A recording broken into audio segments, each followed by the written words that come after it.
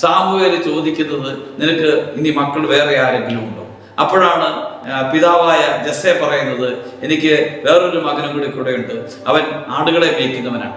അപ്പോൾ അവന് ഒരുപക്ഷെ അപ്പൻ വില കൽപ്പിച്ചിട്ടില്ലായിരിക്കാം, അവന് അത്ര പ്രാധാന്യം കൊടുത്തിട്ടില്ലായിരിക്കണം. ഇസ്രായേലിന്റെ ചരിത്രം പരിശോധിക്കുമ്പോൾ ഏറ്റവും പ്രാധാന്യം കൽപ്പിക്കാത്ത ഒരു ജോലിയാണ് ആടുകളെ നോക്കുക. ഒരു കഴിവില്ലാത്തവന് ഏൽപ്പിക്കുന്ന ഒരു ഉത്തരവാദിത്വമാണ് ആടുകളെ മേയ്ക്കുക. അങ്ങനെ കഴിവില്ലാത്ത ദാവീദിനെ കഴിവില്ലാത്ത ജോലി ഏൽപ്പിച്ച് ഒരുപക്ഷെ തൻ്റെ 8 മക്കളിൽ ഏറ്റവും കഴിവില്ലാത്തവനായിട്ട് അപ്പൻ ജസ്സയെ കാണുമ്പോൾ ദൈവം കാണുന്നത് വ്യത്യസ്തനായിട്ടാണ്. ദൈവം ഈ മാനുഷിക ദൃഷ്ടിയിൽ കഴിവില്ലാത്തവനെ ദൈവം തിരഞ്ഞെടുക്കുകയാണ്. ഒരുപക്ഷെ നിന്റെ ജീവിത സാഹചര്യങ്ങളും നീ കടന്നു പോകുന്ന പ്രതിസന്ധികളും നിന്റെ ജീവിതത്തിന്റെ കുറവുകളും ആളുകൾ നിന്നെ കാണാനായിട്ട് പ്രേരിപ്പിക്കുന്നത് ജീവിതത്തിൽ ഒരു വിലയില്ലാത്തവനായിട്ടായിരിക്കാം.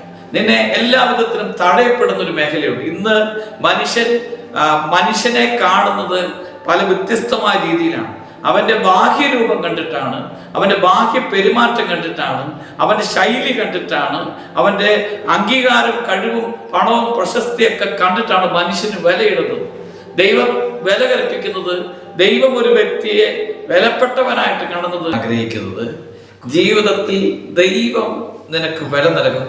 ഭൂമിയിൽ ആരും നിന്നെ വിലപ്പെട്ടവനായിട്ട് കരുതിയില്ലെങ്കിൽ ദൈവം നിനക്ക് വില നൽകും. എല്ലാവരും കാണാൻ ആഗ്രഹിക്കുന്നത് പോലെയല്ല ദൈവം നിന്നെ കാണാൻ ആഗ്രഹിക്കുന്നത്.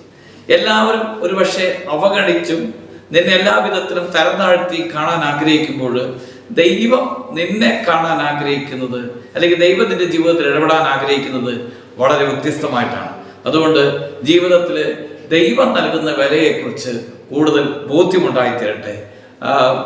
സാമുവേലിന്റെ 1-ാമത്തെ പുസ്തകം 16-ാമത്തെ അധ്യായത്തില് ദാവീദ് രാജാവിനെ കുറിച്ച് ദാവീദ് രാജാവിന്റെ അഭിഷേകത്തെ കുറിച്ച് പറയുന്ന ഇപ്രകാരമാണ്: 7 മക്കളെ സാമുവേലിന് മുമ്പിൽ കൊണ്ടുപോയി നിർത്തിയതിനു ശേഷം ഇവരിൽ ആരെയെങ്കിലും ദൈവം അഭിഷേകം ചെയ്യണമെന്നുള്ള ആഗ്രഹത്തോടു കൂടിയാണ് ഈ ജസ്സെ മുമ്പിൽ നിർത്തുന്നത്.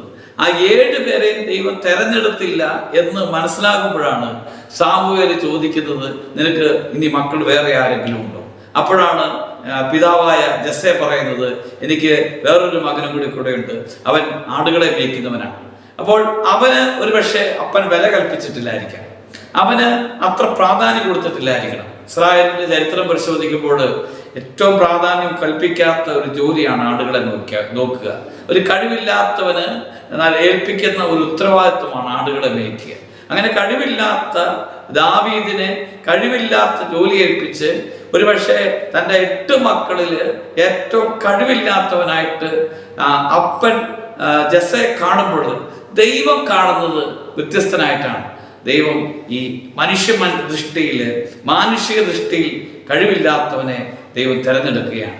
ഒരുപക്ഷെ നിന്റെ ജീവിത സാഹചര്യങ്ങളും നീ കടന്നു പോകുന്ന പ്രതിസന്ധികളും നിന്റെ ജീവിതത്തിന്റെ കുറവുകളും ആളുകൾ നിന്നെ കാണാനായിട്ട് പ്രേരിപ്പിക്കുന്നത് ജീവിതത്തിൽ ഒരു വിലയില്ലാത്തവനായിട്ടായിരിക്കാം. നിന്നെ എല്ലാ വിധത്തിലും തടയപ്പെടുന്ന ഒരു മേഖലയുണ്ട്. ഇന്ന് മനുഷ്യനെ കാണുന്നത് പല വ്യത്യസ്തമായ രീതിയിലാണ്. അവന്റെ ബാഹ്യരൂപം കണ്ടിട്ടാണ്, അവന്റെ ബാഹ്യ പെരുമാറ്റം കണ്ടിട്ടാണ്, അവന്റെ ശൈലി കണ്ടിട്ടാണ്, അവന്റെ അംഗീകാരം, കഴിവും, പണവും, പ്രശസ്തിയൊക്കെ കണ്ടിട്ടാണ് മനുഷ്യന് വിലയിടുന്നത്. ദൈവം വില കൽപ്പിക്കുന്നത്, ദൈവം ഒരു വ്യക്തിയെ വിലപ്പെട്ടവനായിട്ട് കാണുന്നത് ദൈവം ആ വ്യക്തിയെ അത്രമാത്രം സ്നേഹിക്കുമ്പോഴാണ്. ദൈവം അത്രമാത്രം വില നൽകുന്നത് ഒരു വ്യക്തിയെ ദൈവം അത്രമാത്രം സ്നേഹിക്കുന്നതുകൊണ്ടാണ്. അതുകൊണ്ടാണ് ദാവീദിന്റെ ജീവിതത്തിൽ ദാവീദിനെ എല്ലാ വിധത്തിലും അവഗണിക്കപ്പെട്ട ദാവീദിനെ ദൈവം സ്നേഹിക്കുന്ന ഒരു സമയമാണ് വെളിപ്പെടുത്തുന്നത്. അതുകൊണ്ടാണ് അവനെ കൊണ്ടുവരുമ്പോൾ തന്നെ ജസ്സയുടെ മുമ്പിൽ വെച്ച് സാമുവേലിനോട് കർത്താവിന്റെ ആത്മാവ് പറയാണ്, അവനെ നീ അഭിഷേകം ചെയ്യുക. കാരണം ദാവീദിന്റെ രഹസ്യ ജീവിതത്തില് ഒറ്റപ്പെടലുകളും തിക്താനുഭവങ്ങളും ഉണ്ടെങ്കിൽ പോലും അപ്പനേൽപ്പിച്ച ഉത്തരവാദിത്വത്തെ വിശ്വസ്തയോടുകൂടി കണ്ടു. കാരണം ആടുകളെ സിംഹമോ കരടിയോ പിടിക്കാൻ വന്നാൽ അതിനെ നേരിടാനായിട്ടുള്ള ഒരു ധൈര്യം എന്ന് പറയുന്നത് ഈ ഏൽപ്പിച്ച ജോലിയോടുള്ള വിശ്വസ്തതയാണ്. ദൈവം കണ്ടത് ഈ വിശ്വസ്തതയാണ്. വിശ്വസ്തത പുലർത്തിയ ദാവീദിനെ ബലപ്പെട്ടവനായിട്ട് ദൈവം കാണുകയാണ്. അങ്ങനെയാണ് ഈ ദാവീദിനെ ദൈവം പ്രത്യേകമായിട്ട് തിരഞ്ഞെടുക്കുന്നത്. പ്രിയപ്പെട്ടവരെ, ഈ കാലഘട്ടങ്ങളിൽ എല്ലാവിധത്തിലും തഴയപ്പെട്ട വ്യക്തിയാണെങ്കിൽ, നീ ദൈവത്തിന്റെ മുമ്പിലും മനുഷ്യരുടെ മുമ്പിലും വിശ്വസ്തനായ ഒരു വ്യക്തിയാണെങ്കിൽ, നിന്നെ വലിയ കാര്യങ്ങൾക്ക് വേണ്ടി ദൈവം മാറ്റുമെന്നുള്ളത് ഉറപ്പാണ്. നിന്നെ ഏൽപ്പിച്ച ഉത്തരവാദിത്വത്തോട്, ഒരു കുടുംബജീവിതത്തിന്റെ ഉത്തരവാദിത്വമായിരിക്കാം, അല്ലെങ്കിൽ ഒരു ശുശ്രൂഷയായിരിക്കാം, ഒരു ആത്മീയ ജീവിതമായിരിക്കാം, അല്ലെങ്കിൽ ഒരു കാരുണ്യ ശുശ്രൂഷയായിരിക്കാം, ഏൽപ്പിച്ച ഉത്തരവാദിത്തോട് നിനക്ക് വിശ്വസ്തതയുണ്ടെങ്കിൽ ആ വിശ്വസ്തതയുടെ ഫലമായിട്ട് നിന്നെ ദൈവം വിലപ്പെട്ടവനായിട്ട് കാണുമെന്നുള്ളത് യാഥാർത്ഥ്യം തന്നെയാണ്. വീണ്ടും ഈ കുഷ്ഠരോഗിയായ ശിമിയോന്റെ വീട്ടിൽ ഭക്ഷണത്തിനിരിക്കുന്ന ഈശോയുടെ അടുക്കലേക്ക് ആ നാട്ടിലെ പാപിനിയായ സ്ത്രീ കടന്നു വരുന്നുണ്ട്. അവളെ ശിമിയോൻ കാണുന്ന വിധം ഇപ്രകാരമാണ്: അവളൊരു പാപിനിയായ സ്ത്രീയാണ്, അവളൊരു വേശ്യ സ്ത്രീയാണ്, അവൾ നശിച്ചവളാണ്.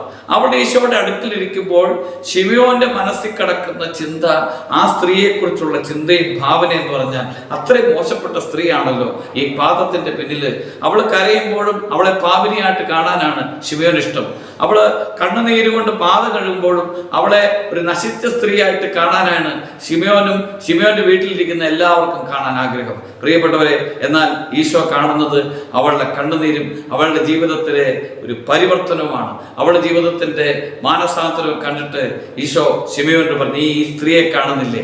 അവള് കണ്ണുനീര് കൊണ്ട് പാദം കഴുകി. അവസാനം എഴുതി വച്ചിരിക്കുകയാണ്, ഇവളുടെ നിരവധിയായ പാപങ്ങൾ ക്ഷമിക്കപ്പെട്ടിരിക്കുന്നു. എന്തെന്നാൽ ഇവൾ വളരെയധികം സ്നേഹിച്ചു. ഇവൾ വളരെയധികം സ്നേഹിച്ചു എന്ന് ദൈവം വ്യക്തമായിട്ട് എഴുതി വെക്കാൻ കാരണം, അവളുടെ ഉള്ളിലെ ദൈവത്തോടുള്ള ദാഹത്തെ കർത്താവ് കണ്ട് അവളെ സ്നേഹിച്ചു.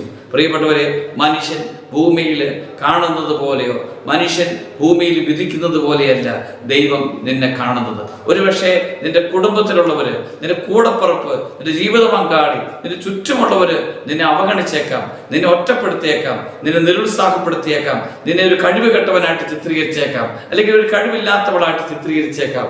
എങ്കിൽ പോലും നീ വിശ്വസ്തയോടെ നീ ദൈവത്തോട് ചേർന്നിരിക്കുന്നുണ്ടെങ്കിൽ കാലഘട്ടം കഴിയുമ്പോൾ നിനക്ക് വെളിപ്പെട്ട് കിട്ടുന്ന ഒരു കാര്യം, നിന്നെ ദൈവം അത്രമാത്രം സ്നേഹിക്കുന്നുണ്ട്.